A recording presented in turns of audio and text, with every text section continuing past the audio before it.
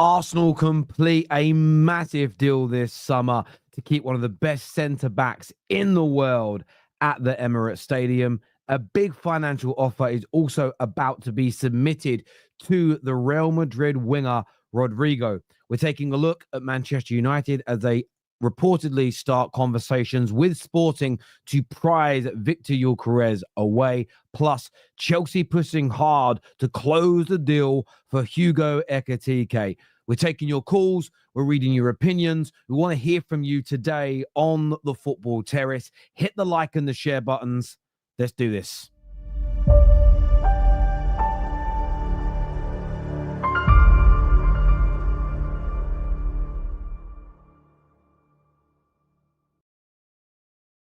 Everybody to the Done Deal show this morning.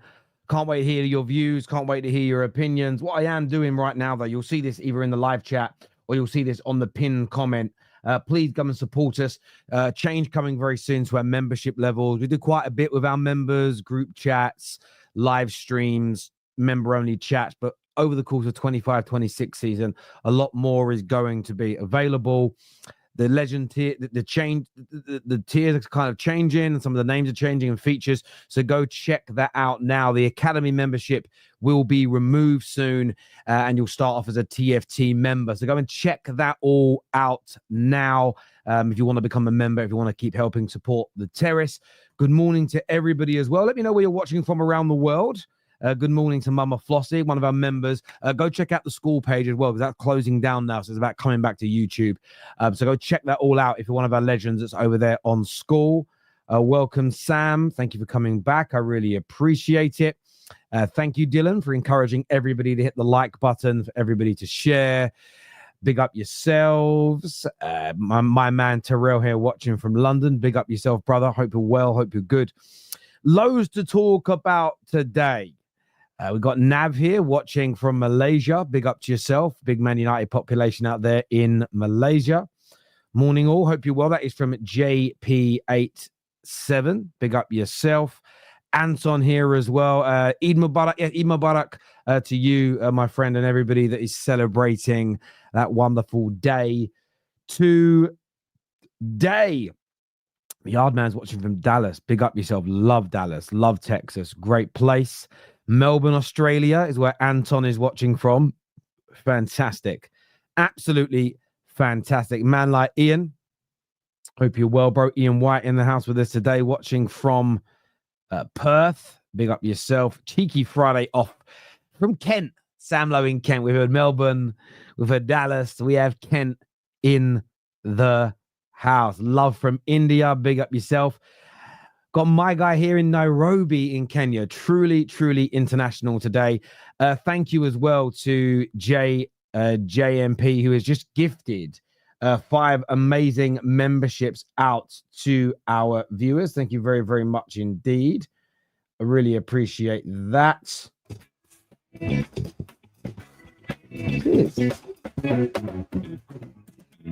What do you guys prefer for the membership announcements, right? When everyone gets a membership now, right, and put the earphones in, do you prefer that one or do you prefer the hard rift?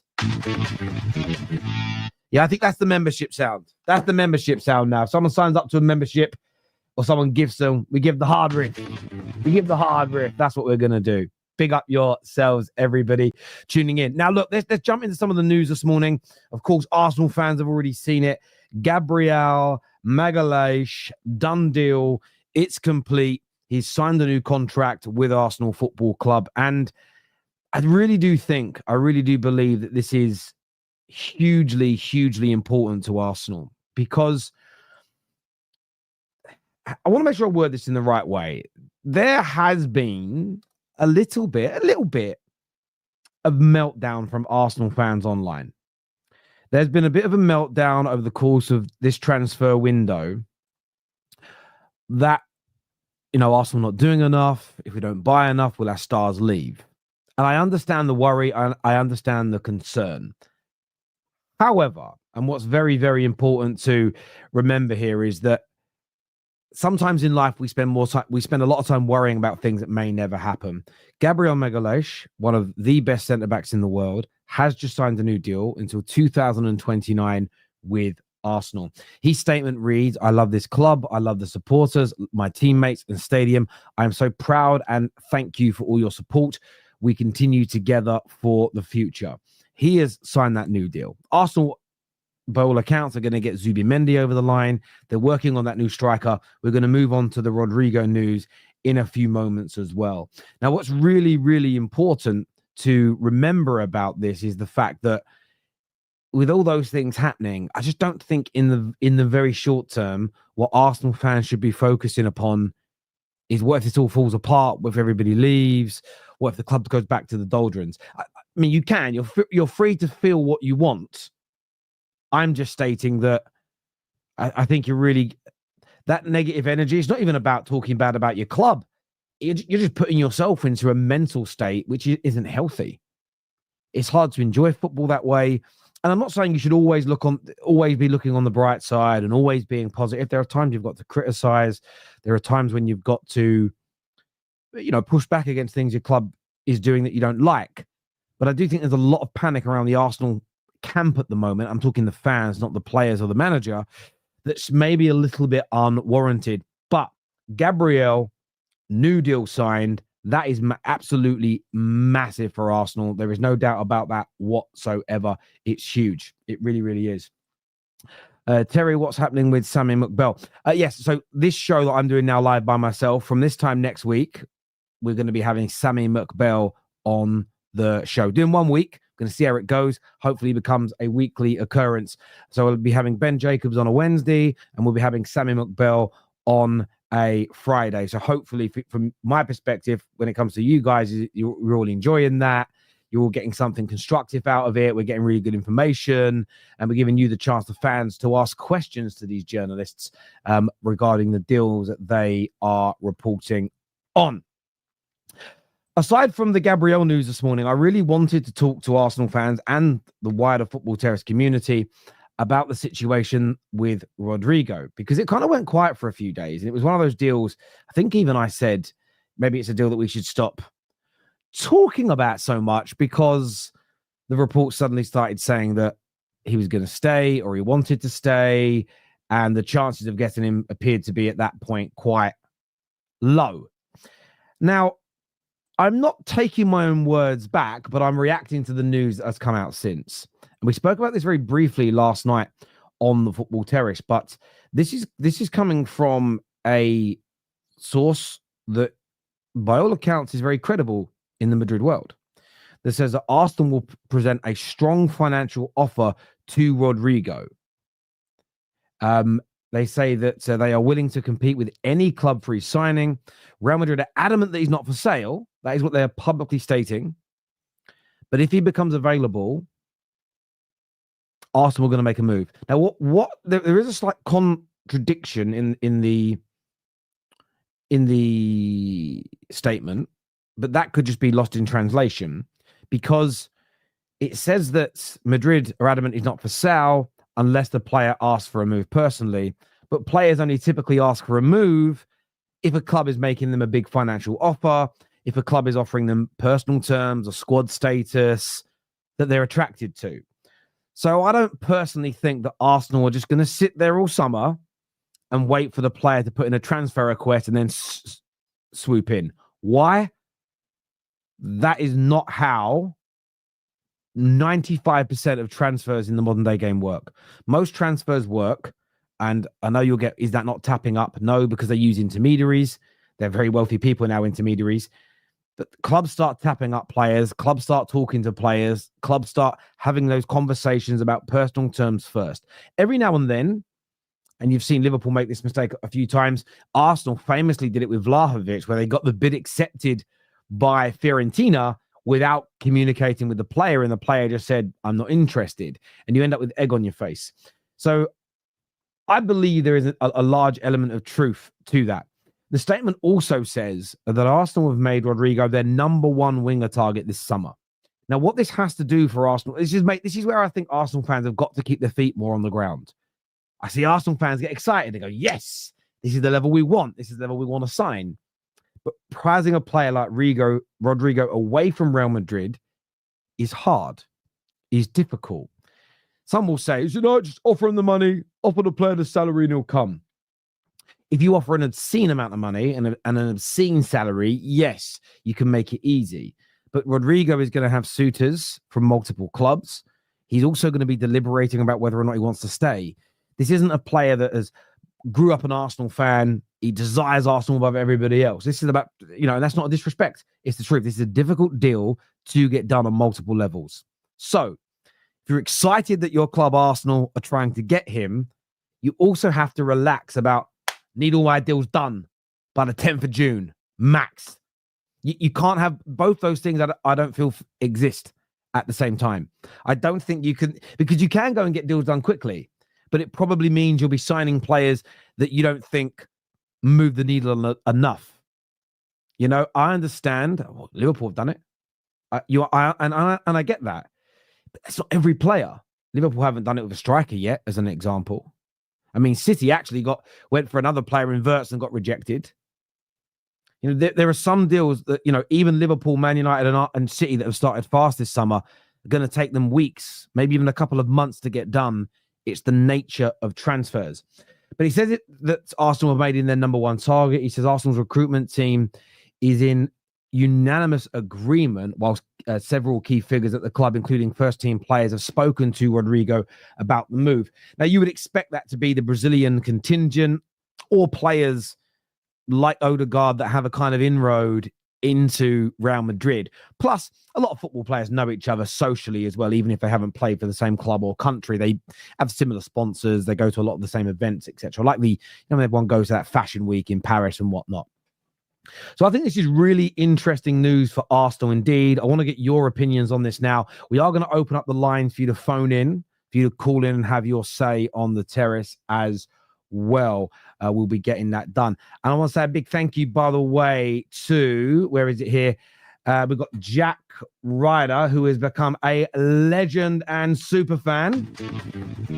Thank you very much indeed for signing up to that package. It may not have been updated yet by YouTube, but we've got some brand new elements. I just got a message from Uber Eats saying your Subway is on the way. I didn't order one. It didn't say that. It says order Subway. It could be on the way. We've got some brand new elements on their way. Some different, we've changed the names a little bit of the memberships, and there's some new things being added. Of course, TFT Legend status is the biggest one that we have, and it's got the best stuff in there. We've got loads of new perks coming your way, and it's going to be a big focus for myself, KJ, and the team here over the course of the next 12 months. We want to give even more back to our viewers, and essentially what we're hoping to do, and I don't mind revealing this now, we're looking to hopefully in the next few months employ an or a couple of additional people. One, that's a dream of mine, to be able to employ more people to really give back. And then on top of that, it's about part of their role will be to help us give more back to you, the viewers, more fun, more streams, gaming nights, member-only chats, member-only streams, early release content, and everything else. It's just very difficult to do all of that plus 3 streams a day by myself, even with KJ, because KJ does a lot of things as well. So we really are trying to expand what we do here, and the memberships is a great way of you helping us be able to do that. So if you do want to become a member, it's all in review at the minute, but it's currently called the squad membership. That will change soon to a TFT member. That will be the starting point for us. So if you want to go and if you are an academy member now, if you could go in and look at upgrading, if you would like to, if it's something you can't do, totally understand, to what's currently called squad membership. That's all going to change soon to TFT membership. We're also going to bring new badges soon. So currently a lot of the badges are our old and kind of retro Football Terrace logo. Some of them will stay, but brand new badges come in, brand new exclusive emojis, all going to be updated over the weekend for you, so you can use all of that during the live chats and streams. But thank you to Jake for signing up to that. It means a great deal to me. Not even El Halal won Osimhen, red flag. Yeah, I did read that deal is close to falling through. I haven't seen any updates today. We're talking about that on Straight Facts later today with the boys. But if you want to phone in and speak about it, please feel free to do so. Carl here said Rodrygo, Saka, Šeško, best front three in Europe. Well, it's certainly a very good front three. Certainly a very good front three. It really is. Thanks, Will, for saying it all sounds good with a membership. You're one of our members, I think, Will, aren't you? Doesn't show me on this new thing, but yes, you are. Big up yourself. Good morning, Sebastian, as well. Let's go to some of these comments here. This from the Guna Play says, Arsenal have a good relationship with Real Madrid, so there's always a chance it will happen. I personally doubt it will happen, though. Yeah, it's a tough one. It's a real tough one to get done. It's a real tough one to get over the line. There is no doubt about that whatsoever. Did I watch Zubamendi's performance last night? No, I didn't watch that game. I actually had a bit of an evening off.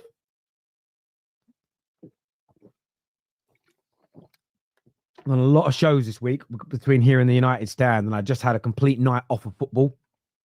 Finished the top 6 show, walked the dog, had a couple of drinks, and I went to bed. It was very, very nice indeed. It was very, very nice indeed. Let's have a little look here. How do we call in? Yeah, we're going to drop a link momentarily for you guys to call in. Don't worry about that. Let's go through some more of your comments. Terry, have you seen... Yeah, oh, sorry, I saw that comment already or similar to it. Nobody cares about United. Well, we're talking about United later. Don't you worry about that. This here says Chelsea should be all over. This is from Kosi, who says... Is it Nkosi or Kosi? Is it N silent? Let me know. It says Chelsea should be all over Rodrygo, but will the structure be a problem? The wage structure could certainly be a problem for Chelsea pursuing that deal. Could be a problem. You've already seen that with some of the reports that have come out in the space of the last few weeks in relation to Chelsea and wages, but it should be a player you're looking at. I think if Rodrygo is available, I think all of the teams in the Premier League and in the Champions League should be looking. I think Liverpool should look, even though they're spending money. He'd be the best player they've got on the left.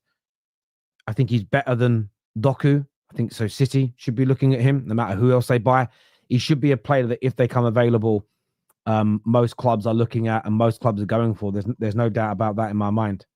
A Newcastle fan tears sustain me.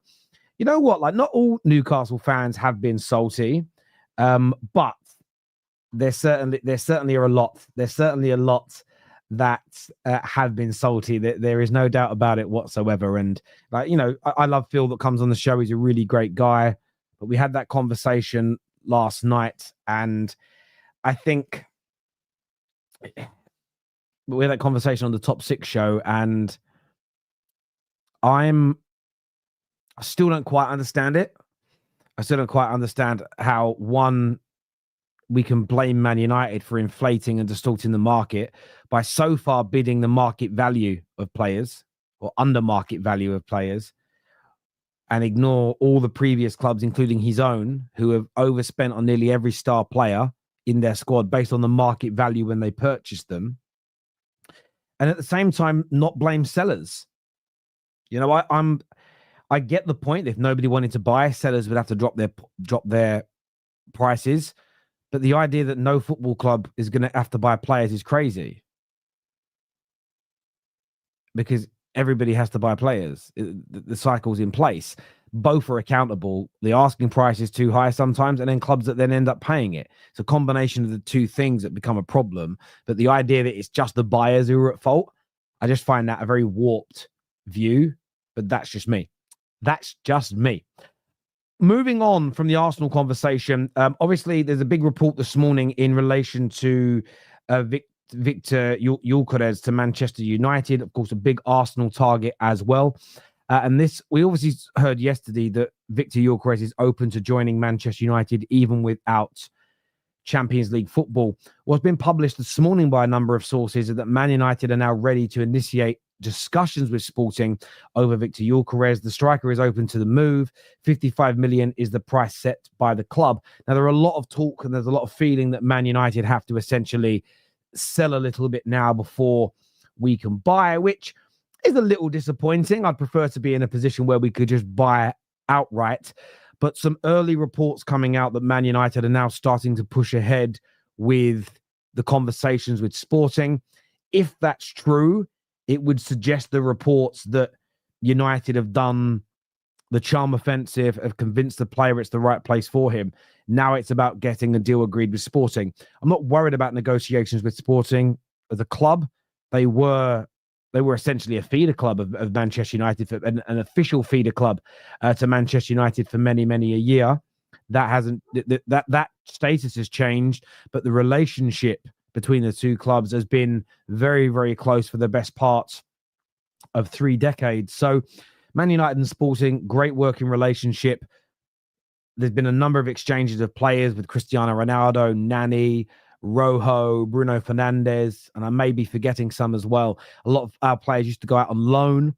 I only found out about that feeder agreement, actually. I was playing Football Manager, because this is like in the noughties, you play Football Manager, and United had clubs like Royal Antwerp, Sporting Lisbon, and a few others. And they were basically clubs that we had relationships with. We put a lot of players out on loan to those clubs as well to help their development. So we've got a great working relationship there.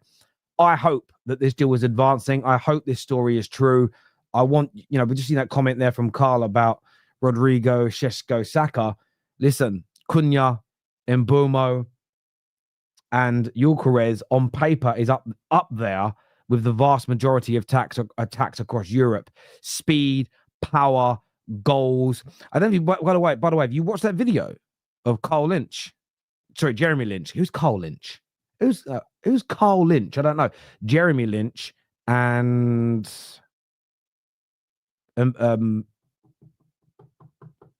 my brain is absolutely gone since the Carl Lynch. Brian Mbeumo. Literally, my head just went. It's the end of this cold, Have you seen? There's a great video where he's interviewing him and they're doing penalties and doing shots. This man's got technique, bruv. I'm telling you now. I'm not worried about his signing to Man United at all. At all. What's this news that's just come out? Marseille reached a verbal agreement to sign Angel Gomez. Is he rejected Tottenham? Wow. No way. I'm not seeing any reports that he's rejected Tottenham. Fabrice Hawkins has reported on that. Fabrice Hawkins is very, very good. So the news should be true. Who's Carl Lynch, though? I don't even know who Carl Lynch is. I've got to work out who he is. Who is Carl Lynch? He's an American guitarist.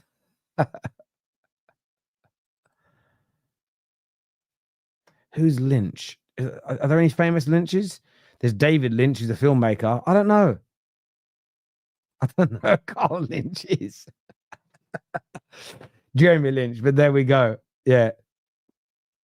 Oh, Alex Crook has reported on it. Damn. That's mad. That's crazy news. We can put that up on there. That's mad. Spurs. This is the thing as well, right? Spurs have gone and got Champions League football, but they're being rejected by Angel Gomez.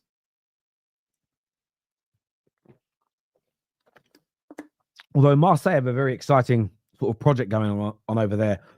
Excuse me, a lot of talented players. But there we go. The other bit of news before I open up the lines for your phone calls that I wanted to touch on this morning relates to Chelsea. And this comes from an update from Plattenberg. This is Chelsea are pushing to finalise the deal for Ekitike. And there's a lot of noise in Germany that this deal is close. A lot of noise in Germany that this is going to get itself over the line soon. And that will sort of be Chelsea sorted from a attacking point of view, a striker point of view, sorry, rather than attacker, a striking point of view this summer. It goes on to say here that Chelsea are currently working on the verbal agreement with Hugo Ekitike. They've already been initial contact with Frankfurt. It says here that SGE are still demanding 100 million. It remains open to whether they can reach an agreement on that. Chelsea are pushing and want to finalise the deal. It does say, though, that Liverpool are also there.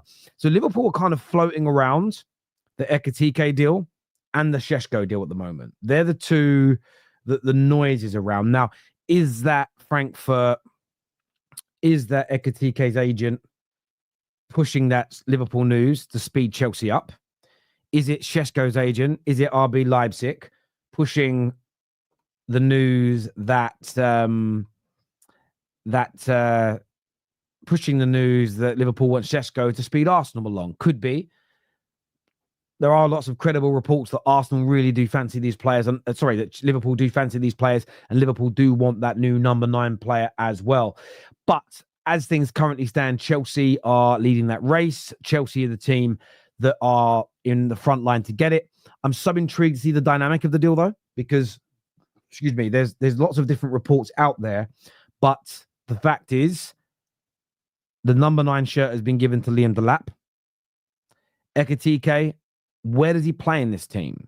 Is he the second string striker? Is he going to play out to the left? That has been suggested by some. If he does, if the point is to start him left, but maybe he kind of comes inside and they use the width from the fullback, are they then going to pursue a Nico Williams? Are they then going to look at a wide left player as well? I'd love to know what this plan of action is. It's not a dig. It's great to have a very strong attacking line. It's good to have potentially 2 prolific strikers purchased, 2 young, good goal scorers that could become prolific. It's not bad to have 2 players of that ilk. I'm just intrigued to see the dynamic of this. I'm just excited to see, as a football fan, how they're going to fit this in, the dichotomy, the questions, but the undoubted quality and the talent of Hugo Ekitike at Chelsea. Let's go to some more of your comments here. This from Red Square says, false. Rodrygo is not up there with those players you named based on stats. He has never matched those guys' numbers in the league.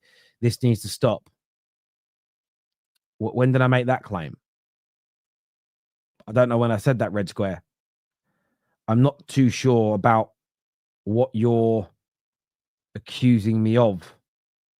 I don't know when I said what you're saying, if that makes sense. I don't quite get it. I'm a little bit miffed, if I'm being honest with you. Sauce here says, up the Chelsea. Big up yourself, my friend. Terry, West Ham are trying to sell us Kudus, but I don't think it's a player we need. I think Kudus would be brilliant at Chelsea. I think there's such a player in there. I really, really do. Sane is set to become a free agent. Arsenal are his preferred destination should he leave Bayern, but remains to be seen if Arsenal will offer something concrete. Well, Samuel Bell has said that there is real interest between Arsenal and Sane, but if the reports are to be believed that Rodrygo is the main target, then I also completely and utterly understand why. I completely get and I completely understand why that is the key focus for Arsenal. I wouldn't be, if that story is true that Rodrygo is the number 1 target, I wouldn't be surprised if they're going to kind of keep Sane at arm's length, but equally do a little bit of background work, do a little bit of due diligence, get themselves into a position where they're able to pounce. I think Sane would be a good signing for Arsenal, but I understand why they would be prioritizing Rodrygo first. I do really get that. I do. Mike here says, I'm 100% sure United will get Gyokeres. I hope you're right. I really do hope that you are right. One second. Wants to give your opinion. Call in now. Well, I'm going to pin the link into the live comment section now, people. So I've just posted it. Right now, we've got our membership link that's in there, but I'm going to now change the pinned comment to... I just clicked on the wrong thing. Twice I clicked on the wrong thing. I'm going to change the pinned comment now so you guys can phone him. You guys can come and give us your say. You guys can come and let us know what you think and feel. I hope you're right, by the way, Mike Stewart, that we get him. I really do. Is Sane still relevant, though? Well, Sane isn't relevant in relation to the hype conversation. He's not relevant to Ballon d'Or conversations. He's lost his sort of poster boy image, if you like. But that doesn't mean that he wouldn't be a very good player for Arsenal, a very good member of a squad, a player that can help to win you games. Whether that's someone that starts every week or it's someone that is second string, but still important. So, for instance, how many times did Raheem Sterling come on last season for Arsenal and have almost beyond zero impact on the game? For me, that was a high percentage of the time that was happening. You had someone like a Sane. I mean, you potentially could get Rodrygo and Sane, potentially, depending upon the wage demands.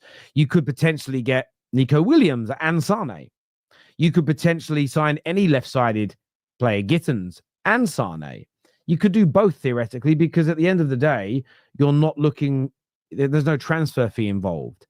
So one not to write off.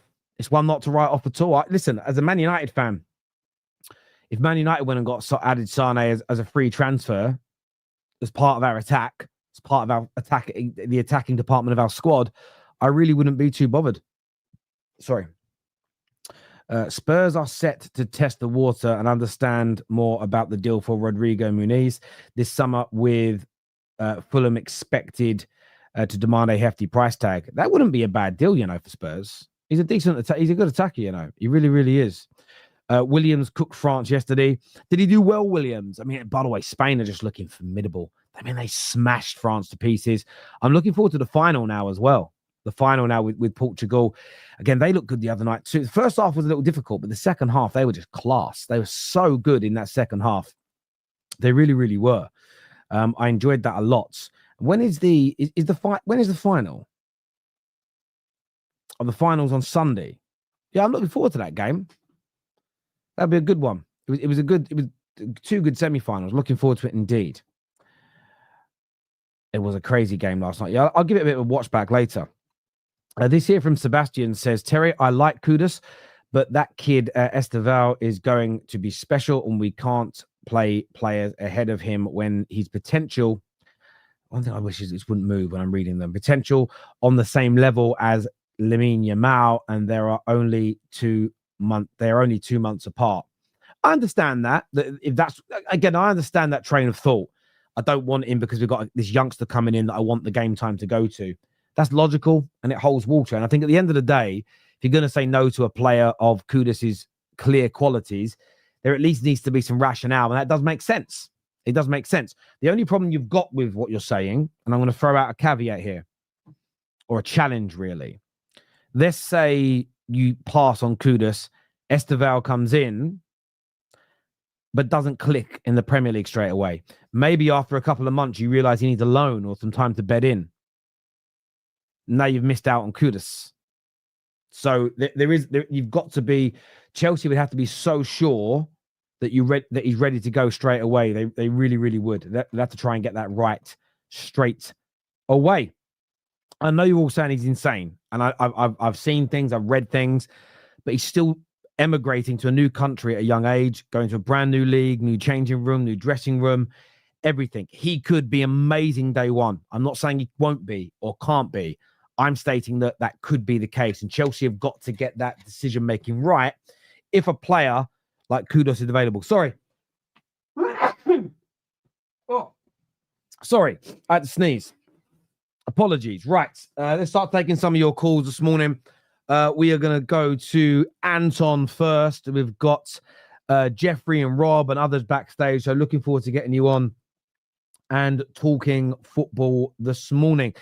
First up, Anton is coming onto the show. Morning, Anton. Hey. And what are you going to say, bro? Look, obviously there's a lot of, first of all, actually, I want to say, because I'm a big fan of yours and I've been wanting to be on this program for a very long time. So it's a massive honor to speak to you.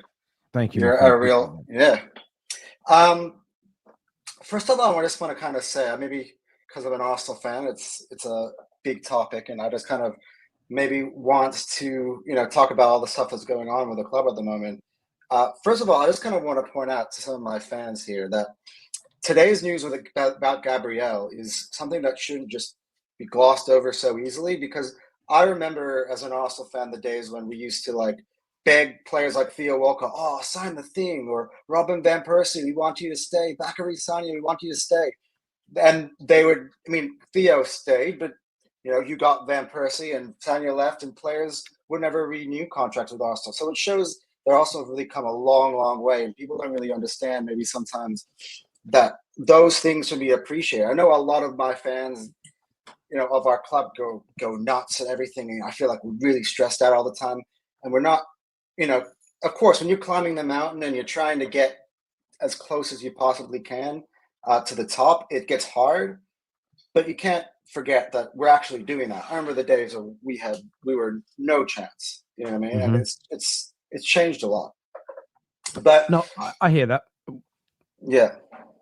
What in terms of the transfers and stuff? Look, I think Arteta said it himself. He was like, Arsenal we're going to have to make big splashes here. And just because it hasn't happened in the first 3 or 4 days doesn't mean it's not going to happen. I actually think that Arsenal are not messing about. I think a lot of the time that they think that that Arsenal's just, not going for targets that they necessarily want, and we don't necessarily know that. I think the Rodrygo thing is like a real big sign of intent, and I actually think that's something that, look, if the possibility comes up that Arsenal might really attack aggressively, according to the reports that I've been seeing. And also on the Gyokeres Sesko thing, was something that's been driving me nuts, just because I think social media, I think people always kind of just goes with the social media narrative. Someone tweets something and all of a sudden it's all different. I think that Arsenal's talking to a bunch of different players, and it might just pop up on your screen at different times. It doesn't mean it's the one player. I know that the English media has been pushing Sesko and the Portuguese media have been pushing Gyokeres, and I think they're both right. I think that Berta is speaking with both players at the same time. And from the reports I've been seeing, I know Miguel Delaney said this morning that he thinks that Arsenal is leaning towards the decision of Sesko at this point. But I just think they haven't made up their mind, and I think both players are just as much of a possibility as the other. I would prefer Gyokeres. I think at this time, Arsenal, they need to be serious and they need to win now. The pressure's on Arteta to win, and I just don't think that we have time and the patience to wait on a young player like Sesko. He might be good. I was listening to your show yesterday, and some of the guys on your show were saying, look, maybe he's in Leipzig, maybe he just doesn't have the right team around him to be able to produce goals, and in a team with Saka, with Odegaard, with maybe say you have a Rodrygo there, that maybe he might actually produce and bang. We don't know, but I think Gyokeres for me is a statement of intent. He's a brand on his own. I think that Sesko is not that at the moment, and if you really want to move the needle, I think that's what needs to happen. Yeah, listen, I like Sesko. I think there's always going to be, as you say, this. I think any club in your position, if you're signing someone who hasn't just had a season or two where it's back-to-back 25-plus goals, there's always going to be this cynicism and this sort of skeptical nature, and I understand it. I think I would be looking at Berta, though, as a real sign of positivity. I believe most of the reports coming out are not stating that Arteta has got all this power over him, that he's dominating him. They are both in agreement about the direction they're going in, and he has a very good track record, a much better CV than Edu. So let's see how that kind of turns out for you. But listen, great. Thank you for calling in. I really, really appreciate you coming on, mate, and giving your opinions. It means a lot. No, I appreciate it. It means a lot for you having me. Cheers, my friend. We'll speak to you again soon. Top man. Thank you. Next up on the show, Jeffery is here. Who do you support, Jeffery? Arsenal, mate. How are you doing? I'm very, very good, my friend. What are you here to say this morning? So yeah, with the Gabriel re-signing this morning, I think it's just I think it shows how far Arsenal have come since the banter days. We've got players that actually are signing up now, which shows that, they could see where the club is headed. We've been challenging for a number of years now. And I think it's just like a really positive vibe around the club. And I think with Arsenal going for Gyokeres and Rodrygo, like the other guy just said, there's a lot of intent, a positive intent. But to be honest, I'm kind of getting sick of the Sesko Gyokeres debate. As a fan and as a football analyst as well, I sort of see Gyokeres as the intent or the positive signing that we need to challenge and actually win, cross that line. With Sesko, I sort of see him as someone that's building to his potential. And I just don't think that he's the right player to actually get us across that line. Again, we do create a lot of chances, so he will give more opportunities than Leipzig, for example. But Gyokeres is, in his prime, ready to go. And I think he's just the perfect fit for us. Yeah, I understand that train of thought. Of the two, if I was an Arsenal fan, I would want Gyokeres. It's why I want Manchester United to get him. What are your thoughts on the really strong links today with Rodrygo again, that you're willing to make a massive offer? Is this something that you think Arsenal will actively keep pursuing? What are your thoughts on the chances of it happening? Chance of it happening, I think it's pretty low, just given how much of a big player he is, and how much he's important to Real Madrid. But I think the fact that we're actually going for a player like that, that's really positive. It just shows that now we're not actually targeting these small signings. We're actually going for statement signings, players that will actually push us across the line. And as a lot of the comments say, if we do get Rodrygo, I think we'll have one of the best top three in Europe. So yeah, look, I mean, as you say, it's a very difficult deal to get done. It's a difficult deal to get over the line. But if you do, listen, he's not like the most prolific, he hasn't got, as a wide player, he's not getting the kind of numbers that Ronaldo and his pomp was getting, or Mo Salah is currently getting. But I think it's just the way he dictates games, the danger that he brings, the openings that he creates. I also feel that he's also played second fiddle in terms of the system at Real Madrid, where he's more of a facilitator, he's more of a cog in the wheel, as opposed to being the main guy. And I think that could be very, very different for him at Arsenal, especially if he gets to play on the left-hand side, which is his preferred position. So I think that would be a very, very exciting deal for Arsenal. And the one thing it's a winner, a man who's come from a winning club, a winning team, who's lifted everything. Having someone injected into a dressing room like Arsenal's, who's been there, done it, won the lot, but is still only 24 years of age, I think would be extremely potent for your dressing room, if that makes sense. I think that's the one thing that we've been missing for the last couple of years, is that we need to have those players that actually know what winning feels like. We've got players that will work towards, March, April, but when it's crunch time, they'll just fall away because they don't know what winning is like. They don't know how to handle the pressure.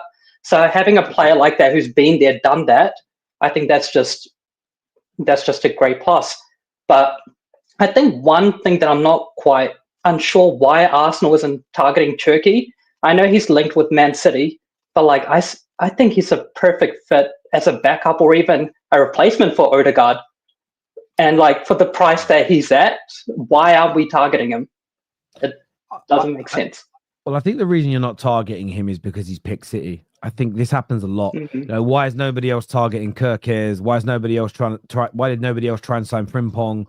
Why have teams walked away from Wirtz? Why is nobody else trying to sign Cunha? These players pick clubs. Yeah.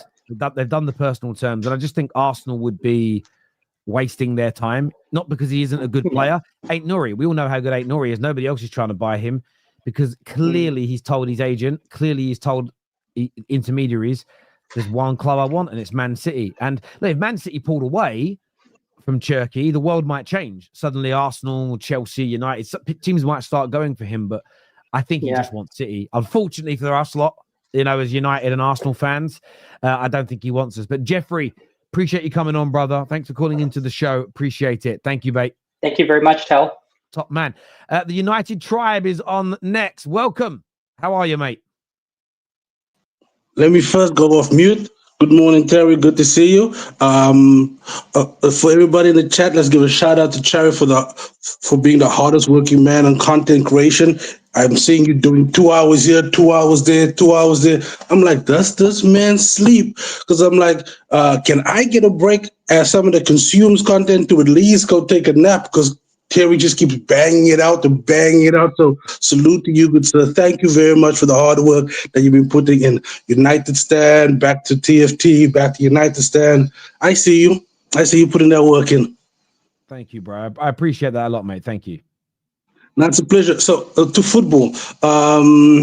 Last night when I was watching you guys, you were discussing you read out a little clip about Arsenal where they were saying that Kai Havertz won't be deposed as the new striker. And the conversation was around how bringing a new striker and Kai Havertz would work. And I was thinking to myself, wouldn't it be intelligent of you to be able to use Kai Havertz as a false nine and having a Benjamin Sesko that's able to occupy defenders, with Kai Havertz being to operate in that space right in behind and making those late runs into the box where it's not marked, so you can be a bit more effective in that particular area.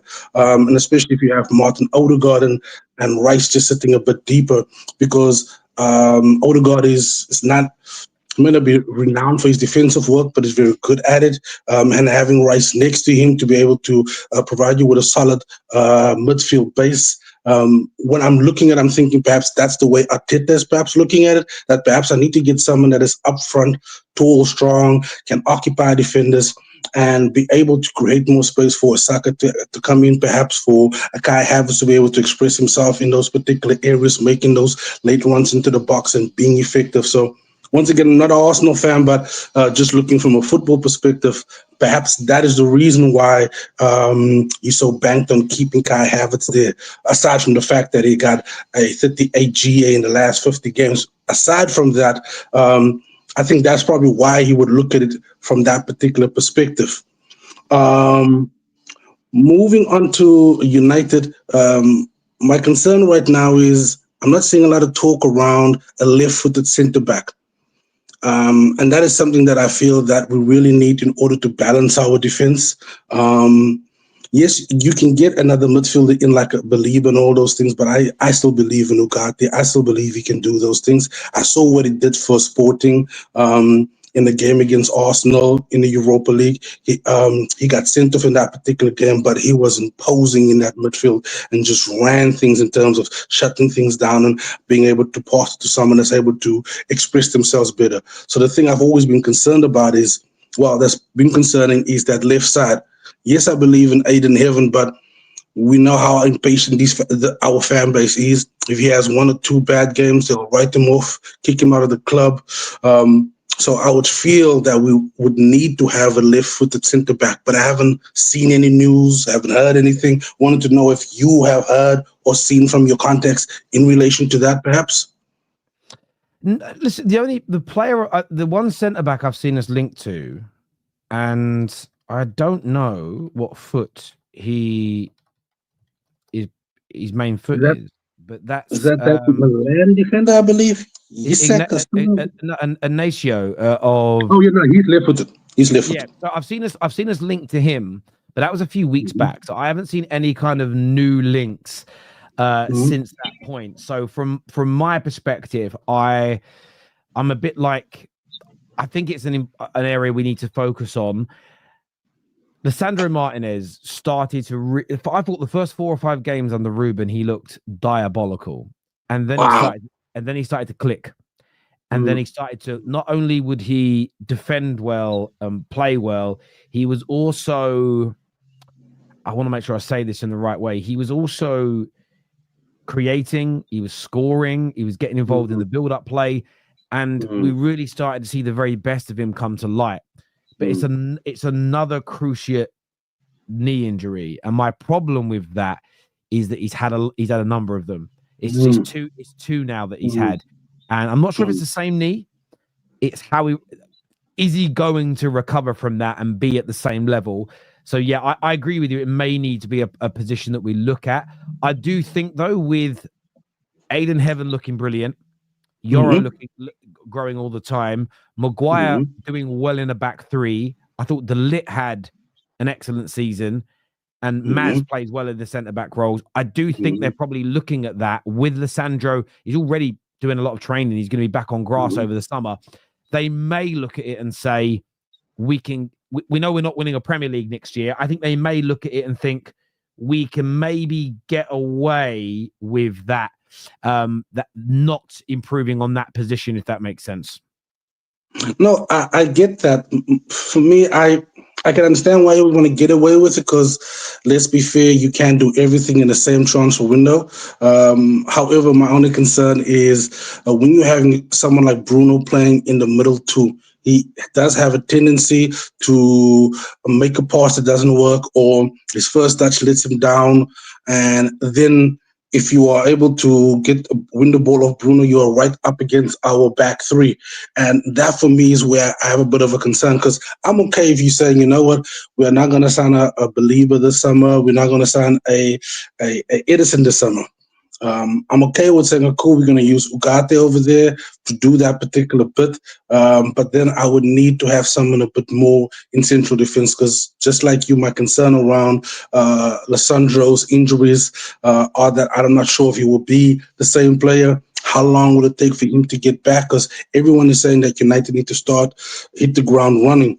And if we need to hit the ground running, we can't be having Lisandro Martinez taking 3 to 4 games to get back into shape or back into match fitness and back into that rhythm for us to see the best of him. Because I do believe at his best, he's probably one of the best defenders we have at our club, if not the best. But the only problem is that injury is a bit of a concern for me, especially around that left-hand side when you have a Dogo that's maybe a bit inexperienced and he's being asked to attack all the time. You need someone on that particular end to make sure that you're able to lock it down, provide the cover out wide when a Dogo gets caught up field. I mean, that is the reason why Luke Shaw was in the Europa League final, because they were afraid of pace breaking in behind your Dogo. So that's the reason why you would have someone that's able to be quick and attack on that or defend on that side. So that is my main concern with that. That and, of course, goalkeeper, because you can sign 10 Gyokereses, but if you have Onana back there, that just basically takes the ball. This is the thing. I think scoring goals, controlling midfield, and a better goalkeeper are probably more the priorities this summer. I think that's the one thing I get everything you've said about the centre-back areas. I just think it's probably one area that isn't as pressing for us as the others. And the thing with it is we're just not going to replace everybody. But so listen, Tribe, great call. Thanks for coming on, my friend. Appreciate it. Thank you very much. Top man. Thank you. We've got Liam coming on the show now. Welcome to the terrace, mate. Let everyone know who you support, please. Hey Terry, it's Liam here from South Africa. Big Man United fan. I'm surprised by the season. I thought after the Europa League loss, I thought we were dead and buried. I did not think we'd be even looking at players like Gyokeres. I thought not even to look at Mbeumo. I thought we were going to have to deal with what we had, sell to buy. And yeah, I'm just shocked. Yeah, I mean, it's when you say shocked, how happy are you with the deal? I mean, it's just been said a few moments ago by Ben Jacobs that Manchester United are set to make an improved offer on Mbeumo. You know, we're supposedly advancing the talks now for Gyokeres. How happy are you with these players that we have been linked to and are buying? I'm really happy, but as a United fan, you kind of have to control your emotions. It's easy to get carried away. I still remember us signing Ronaldo and bringing in Varane and thinking, oh my God, we've got Real Madrid spine here. We've got Casemiro, Varane, Ronaldo. We should be fighting for the Premier League. So yeah, I'm excited and I'm happy, but just trying to control my emotions. Yes, I think that's a sensible way to do it, because you don't want to get too carried away and whatnot. We've all done that. We've all been there, and everything else, mate. In terms of other areas, where else would you like to see Man United improve? And do you have any players in mind that you would like to see come into the club? I think it's a tough one. Martinez, the centre back, our centre back. It's really sad to see where injuries are going with him, and I pray that he can still be the player that we believe he can be and the player we believe he is. But I don't know. I don't know if I can go into next season with no left-sided centre back besides a struggling Luke Shaw and a young Aiden Heaven. I do know Yoro can play there, but I would prefer a left-footed player there. But yeah. So Inacio, I would love to bring in Inacio. I don't know how that deal would work. It's strange. I don't know how much money we actually have. I don't know how many players we could actually bring in.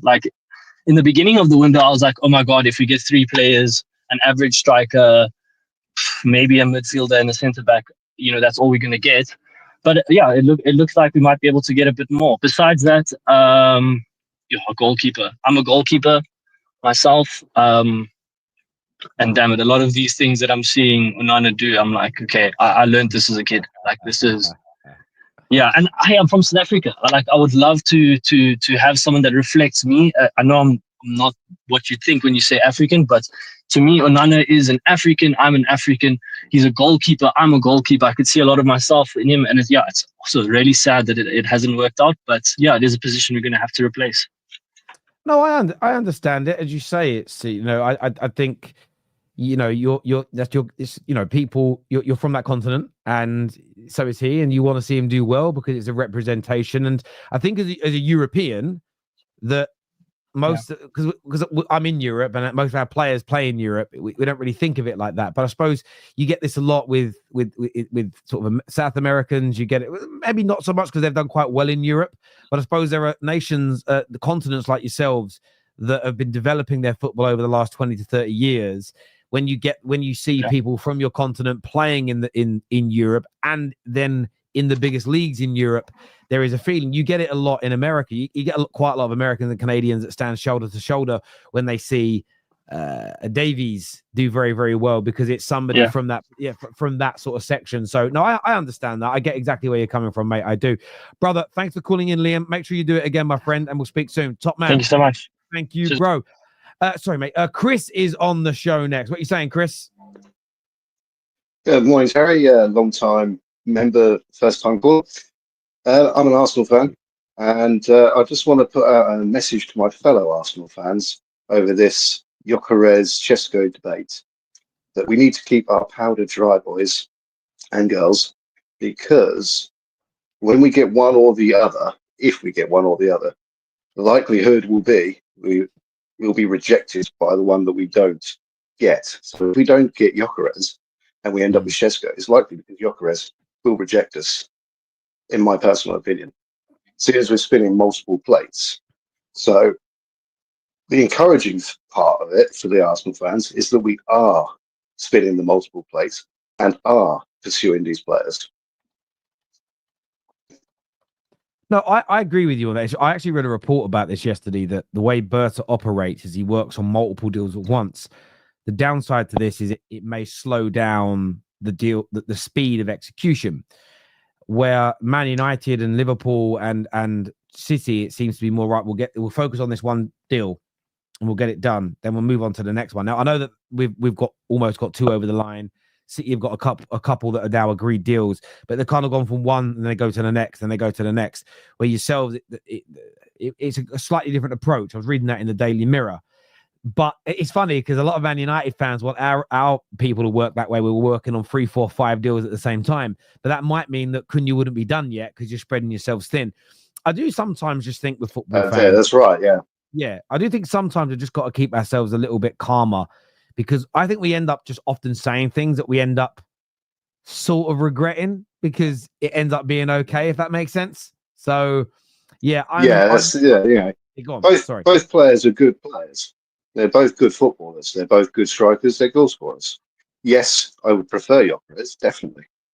100%. If I'm given the option now, one or the other, I'm taking Gyokeres. No two ways about it.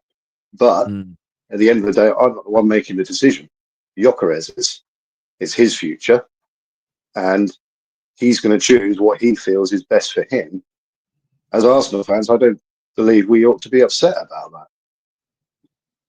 The fact we are spinning the multiple plates, though, and looking at the multiple players to ensure that we do get a striker, as opposed to putting all your eggs in one basket and then Gyokeres rejecting us, and we go, oh, hang on a minute, now our backup plan's gone as well.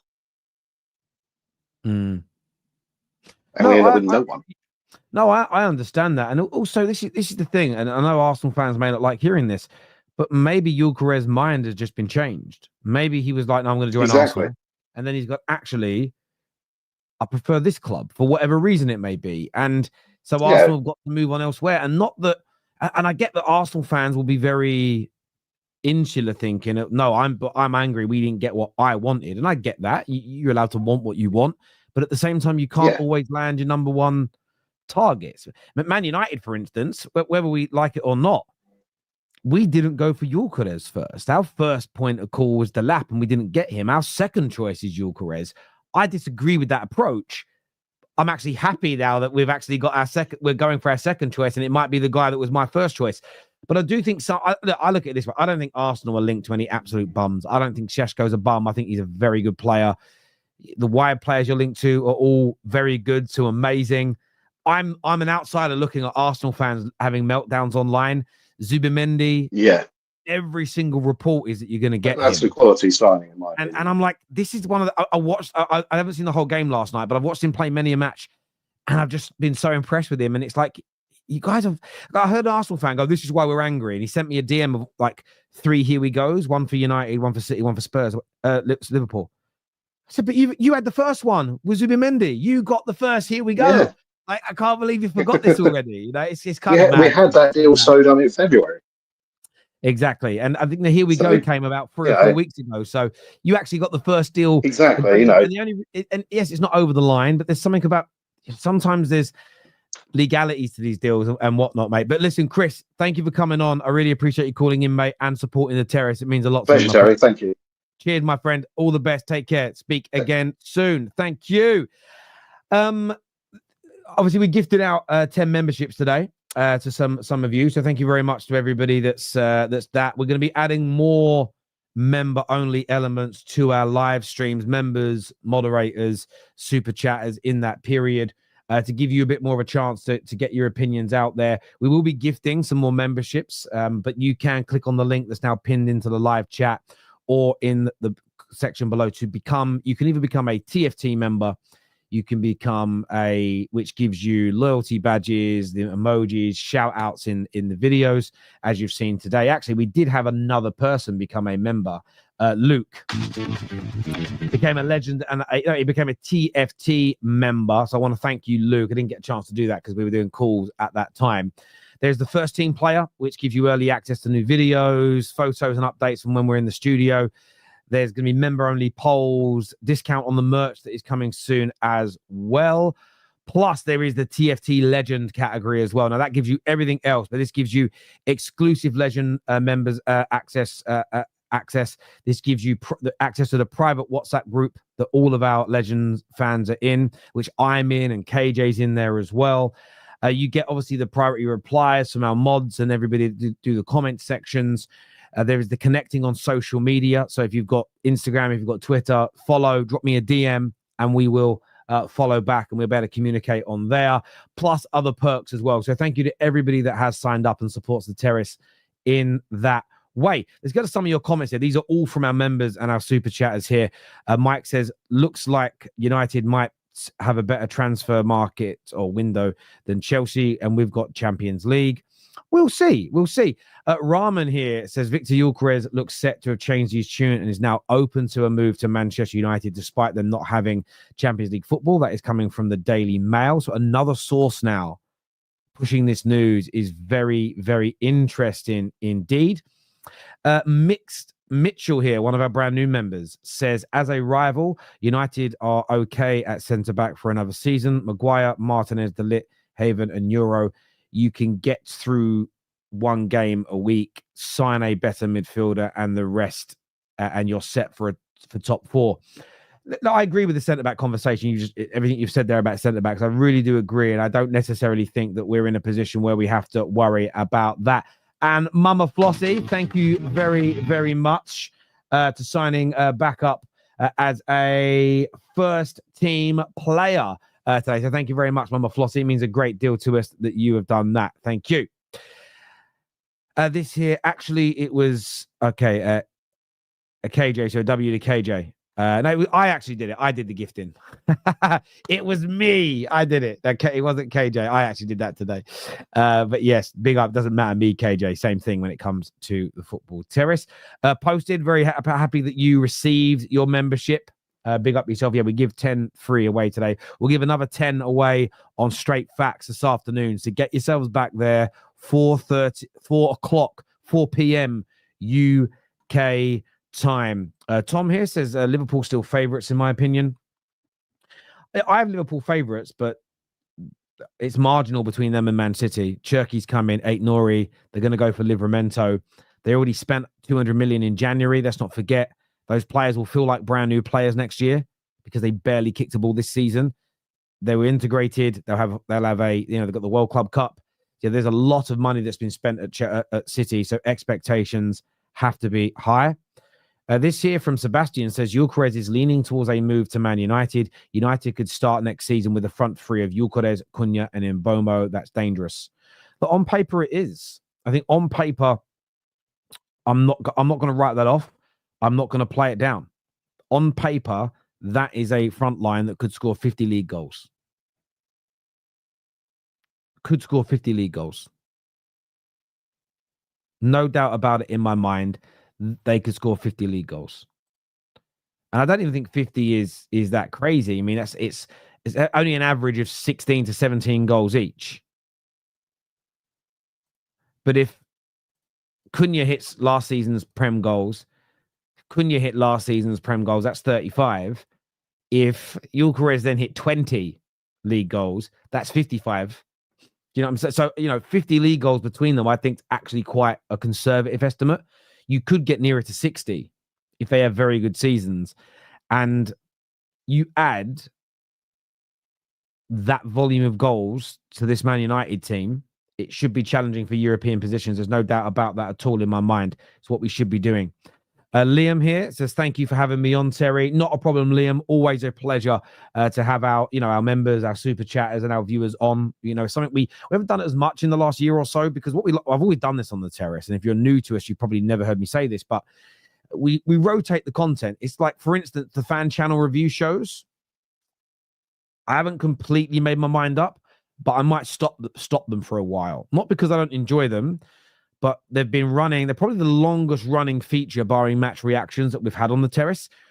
And there's only so many ways I can clip people up and change their voices and make fun of it and enjoy the content. And what I found a lot on the terrace is the shows go away, we replace them, but then in 6 months, in a year, in 2 years, it comes back and it hits with a bigger bang. Like, for instance, can you imagine if Straight Facts with Lee Gunner came back? Can you imagine the bang that would make after 18 months of not dueling? You know what I mean? So this is the thing. It's always good to rotate things. So, yeah, I'm glad that we're bringing the call-ins back as an example. Love doing them. Castro here says, on the other side of the coin, 2 bad results. Bruno and Cunha clashing heads would be fire. Yeah, that's a really fair point. That is a really, really fair point if we're being honest. A really, really fair point. A real fair point. People can't sleep on City, especially with Foden returning back to his best and Rodri getting back to full health. This is very true. This is very, very true. What does it say here? I'm sure TFT was the first show to do phone-ins. The Football Terrace, we did watch-alongs first. We did calling shows first, panel shows, live match reactions, and like panel live match reactions. The fan channel review style shows where we would like react to other people's content. All of that was pretty much done first on the Football Terrace. All of those things. So, yeah, we're very proud that we've had a lot of this innovation. I remember when I did the first ever, well, we used to do panel shows at Royal United, but I remember the first ever panel show I did. I think we had about 12 people that jumped on and off. And I remember getting calls, how are you doing that? And it was StreamYard. And I started shouting people StreamYard. Like, no one knew what it was. And, yeah, now it's everyone's doing them. And there's no issue with everybody doing them. But it's like the Top 6 show. The Top 6 show used to be an in-person show we did back in 2018 that went digital during lockdown. And then it was called the Top 6 show, but I wasn't very good at branding it. And then we had a sponsorship that came on board and we're like, no, we want it to be like the Bet Victor Top 6 show. And it went crazy from there. And now that show's been around. Then now, like these kind of Top 6, right? And I also remember the amount of channels that were like United centric, Chelsea centric. Most of them now, people where it was one person, are now more panel show based and more generic, talking about multiple clubs.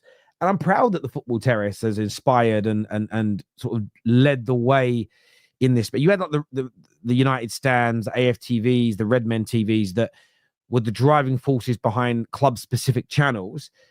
That's why I didn't follow their lead. After all, I'm not going to do the same because they're all doing it. It was, I need to do something different. That's why I started the Football Terrace. Now you've got so many great podcasts, so many great shows out there now. You know, you think about what Saeed TV's doing. You think about the Big Six are just killing it. You think about Never a Foul. And by the way, I'm not sitting here and saying that all these people have watched us and gone, I want to do the same. That isn't what I'm saying at all. I'm not arrogant in that regards. But when I first started, I remember, I won't name them because I don't want to make them look bad, were ringing me up going, Terry, it's never going to catch on. You're never going to get a channel that works with a singular person talking about rival clubs. Rivals won't want to tune in and listen to an Arsenal fan give an opinion on Spurs or a Spurs fan giving an opinion on City. And now everybody's doing a variation of that. It's amazing to see. So, yeah, love it. Absolutely love it that the industry has gone that way and proud of what everybody's doing. Rahman here says, Terry, with Foden returning to his best and Rodri fit, I think we can push Liverpool. You have to push Liverpool. It's not even a thing. I think you will, and you have to. It's as simple as that for me. Look, I want to thank every single person that has tuned into the show today. We're back live later today for Straight Facts, 4 p.m. Staffy and Don. Lawless isn't there today. He's away. Please make sure you hit like buttons. Get yourself subscribed. Go check out our membership page now. Listen, if you can afford it, great. If you can't, totally respect it. No issues whatsoever. But we've got big things coming there, and we're really going to be growing that space massively over the course of the next 12 months. We want you to get involved now. The link for that is in the live chat. You can just go to our description, and it's the first thing that says go support the Football Terrace. Until next time, take care. Goodbye. God bless. And I'll see you all again soon. Peace.